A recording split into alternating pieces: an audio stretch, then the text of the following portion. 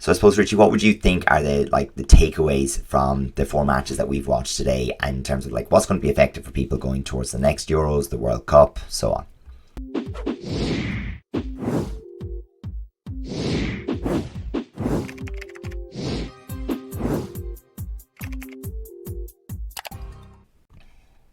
Hello everyone and welcome to this week's episode of Fight Chat Friday from TKD Coach Academy. This week we go back to the European Championships in Porec, Croatia, and we've picked four fights to have a good look through in a little bit of detail, just as highlights really, and to see what the top competitors are doing, what they're finding to be successful, and giving an overall impression of the state of the competition. So stay with us for this one. Hey everybody, welcome back to Fight Chat Friday. So this week we're going to be looking at four fights. We have some junior competition, senior, male and female. So we're going to have a look at some different levels, some different weight divisions, see what's working, what's not. Some of these are quite juicy fights. So usually when we clip these down from the 4 minutes, we get in short clips. Some of them, they're quite shorter, but we have some that have highlights of 2+ minutes, which is always good to see. Good fun. Plenty of action and very, very entertaining as well. So we'll get stuck into them, break them down, and show you some of the things that we think that are things that you need to work on if you want to get to that high level. Okay, so let's have a look at Adelina and Mira. So that's going to be our first match. And, we have a former champion in Alicia, and we have a former champion at, or did Mira win at 62? No, she got silver in the last one, but she came up from 62, 68, and I think that everybody had this one nice hook kick here on the counter from the side kick, but a lot of people had this one kind of mapped out as a potential juicy match. So some game hands going in there from both of them looking to get stuck in with the hands, but both these ladies are great kickers as well in their own right. Some lovely back kicks and defensive side kicks there from Mira. Yeah, I mean, I think that was for me, the interesting part in this one. I would have said Adelina's probably the more experienced overall, but I think Mira had a better plan for her than she had for Mira. I think Mira getting in a couple of wacko fights as well, that mat time, I think made a big difference in her campaign this Euros. Obviously, that's mat time is key. And she's getting that in, and just that experience, that ability to adjust, adapt, work on a couple of things between every tournament was a big difference for people who didn't have that luxury through COVID times. Absolutely. I mean, as we look at this, we can see where Adelina felt like, my way to this is use the leg, but use the leg to connect to the hands and create that pressure. And I think that was maybe the surprise, that Mira was more active in coming back to hands than maybe we would have expected from her as well. So obviously a new feature that she's adding to her game, as well as good timing and distance on the front leg.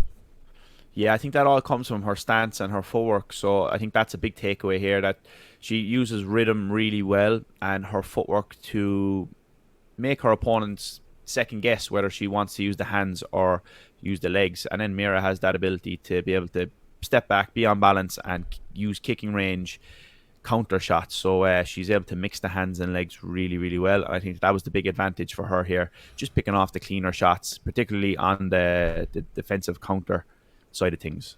Absolutely. We'll jump out of that one. We'll have a look at the male -70, James Toot and Miguel Serrano.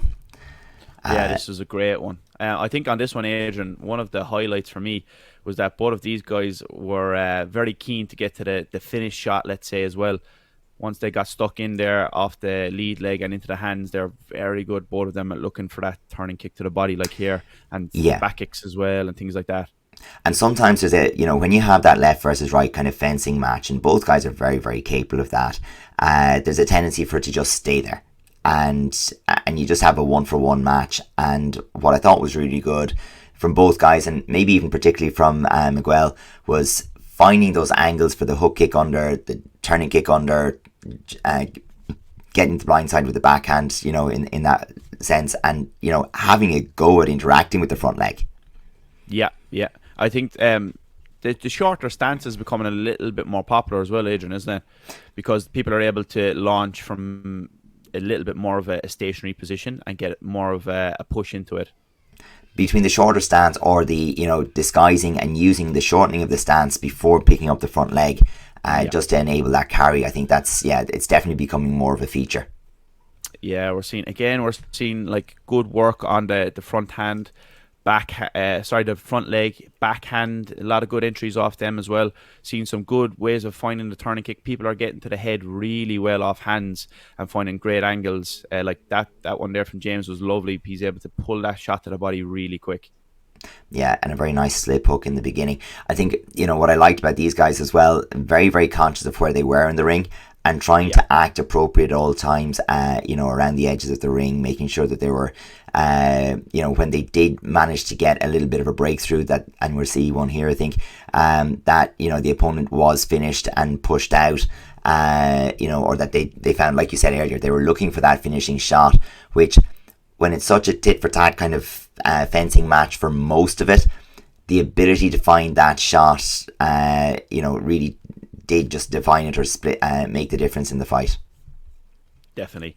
Yeah, it was a great fight. And like we see some of the staple things again, like the countering directly. We've covered that so many times on the channel, of countering that side kick correctly, looking for the right shots, back kicks. We've seen that coming in a little bit more. What do you think on that, on the back kick side, coming a bit more frequent now again? Little bit, and particularly covering the exit. So where, in that last 20 seconds where you could be seen as if you're making an exit or if you're just retreating from a technique and you exit the ring, it could be more than a warning. It could be that sportsmanship foul. The idea of, making the back kick, having a goal, getting a scoring shot, while also, maybe conceding that exit, it's a why not. It's like we say in basketball terms, it's the, the hoop and the free throw, so it's the +1. So, if you have to exit anyway to preserve your score, why not have a go to getting a score on the way out, Yeah, so I think a big takeaway there for me on that recent fight is the guys are not getting stuck into a boxing match where they're not able to pull out with those kicks. They're picking the right moments. So, okay, now it's time to bail out and use my legs on the exit to find that bonus score, or the and one, as you said. And I think that was the difference. Both of those coming through the rounds, James and Miguel, did a great job of that, adding on that bonus point every single time. Very good. So let's jump again to the male -62s, and why is it saying that? We're on an absolute roll today, but we have it. So this is Knabbernick from Slovenia, and his opponent Costantes from Theodoros Costantes from Germany. And again, we can see this really dynamic front leg. We're going to see that again with Yassine, later on as well. And, both guys have shown in the earlier rounds really excellent ability to vary the height and vary the depth of the front leg. So, it looked like it was going to just be a front leg battle, and it didn't turn out that way as it went on. Yeah, the junior males are becoming very leggy generally, I think, aren't they? It's like even the body types of the guys that are coming through is like perfect. It's perfect for the setup for kicking.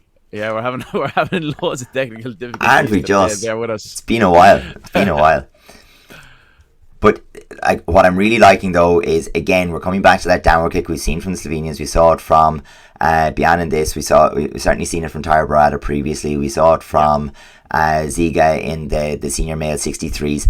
But the ability to carry the side kick and use that universal chamber, change it up into the hook, the hacks, and vary it. It's creating big scores and creating an awful lot of pressure. But, where previously you'd have often seen these leggy fighters, and we've had them from Ireland, Dylan Murphy, Luke Moriarty, other guys like that. Often when you get into that mix-up, once the person puts the pressure, it all kind of collapses.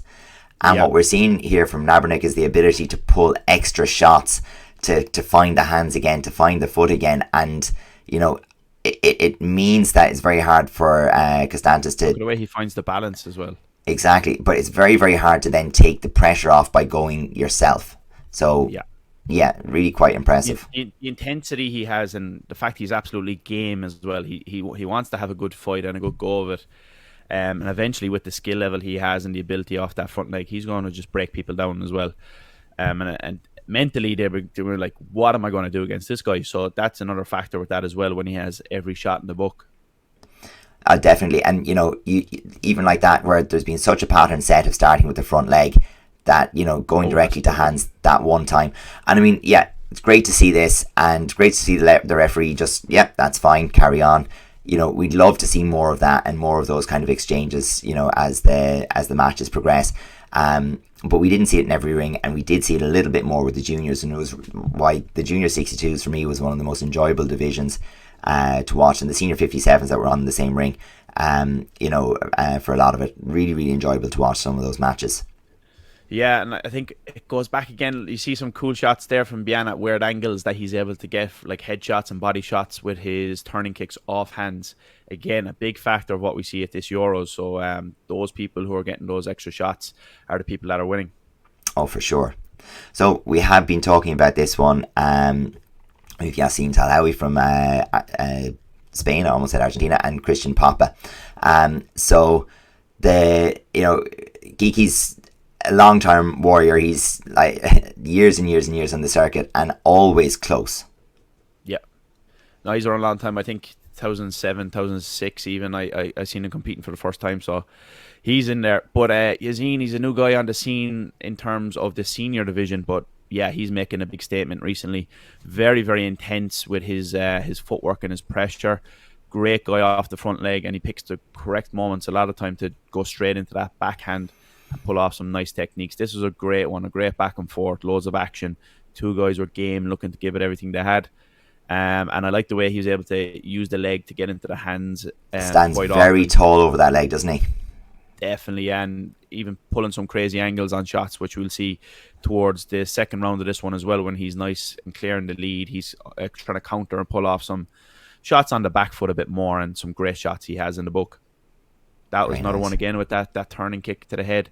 It's one of the ones we've seen, so that is a big staple of the guys who are doing well. The hacks is there featuring, and these all come off the good staples of solid front leg, good intensity, good positioning on the hands in terms of the footwork. And footwork is excellent. Good solid fundamentals. Always on balance as well, these guys, to be able to link shots into each other.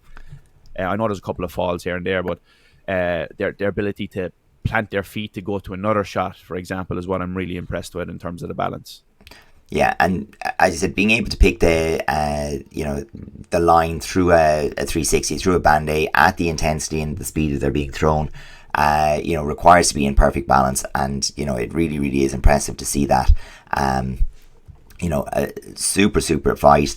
Love the tempo, love the intensity of it, love that they're still headhunting, they're still finding exciting shots, and it's the kind of thing of when we throw together the highlight reels and you want to tell people, hey, Taekwondo ITF is really, really exciting, you should have a look. It's not like, what you think it, from maybe looking at karate or maybe looking at, the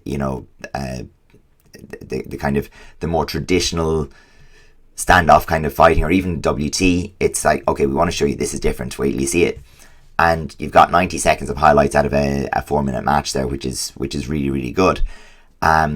But it is unfortunate that, they don't all go that way. But this is, you have to kind of take your hat off. The guys are, exceptionally good, and gave us great entertainment.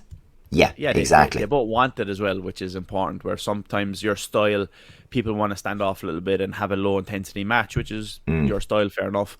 But it's great that when you get both guys who are good to go and bring a good fight for people to watch. So shout out to the two lads, great fight. So I suppose, Richie, what would you think are the takeaways from the 4 matches that we've watched today, and in terms of what's going to be effective for people going towards the next Euros, the World Cup, so on? Yeah, so for me, it all starts from the footwork and the intensity that people are bringing on the outside before anything happens. So the people who are effective with this are doing really well, and then getting off on that front leg at a good ability to change and switch and be unpredictable, switching into the hacks, into that side kick short, side kick long, and then the people that are able to mix and match that into good hands are very effective, particularly those who are landing that backhand cleanly. And then it all comes back to exits, good solid exits coming out with turning kicks to the head. People are getting great returns on those, turning kicks to the body, and even a couple of back kicks linked in there as well. So for me, it's the staples of the game that we always talk about, but just people are doing it just a little bit sharper now at the minute. That little change of intensity. Crisper shots. Yeah. And I think you have to be able to respond to that change in intensity or create that change in intensity at any point in the 4 minutes. That seems to be... you can easily see in some of the matches where a headshot or two lands and you get the landslide, and then, the intensity is a person chasing and a person, trying to maintain their lead, build their lead, and it's a different kind of intensity. But where you're trying to, create that differential, be the first one to get the big score, deciding how to and when to apply that intensity or being able to react appropriately to it, I think is huge. Yeah, well, the 4 people who won these matches we looked at today, for me, they all have a great ability to set their feet as well, really well between shots and after shots. Returning to balance. And exactly, because they're able to set their feet to either move, avoid, or launch again. And that just half second that they buy themselves, I think, is actually very crucial in the current, high intensity, plenty of action kind of mode where people are trying to find it, particularly the younger guys who are coming through early 20s, the teenagers who are now coming into the senior divisions. These guys are looking to get to work often. So that's a major part of the meta game that we have right now. Yeah, excellent. So, folks, that's us for this week. If you have any suggestions, something that you really want to see us delve into for next week, any fights you'd like to have reviewed, or any topic you'd like covered, please don't forget to hit us up on social media, put a comment into this video, and we'll certainly see what we can do. But other than that, until next time, have a good weekend. Catch you next one.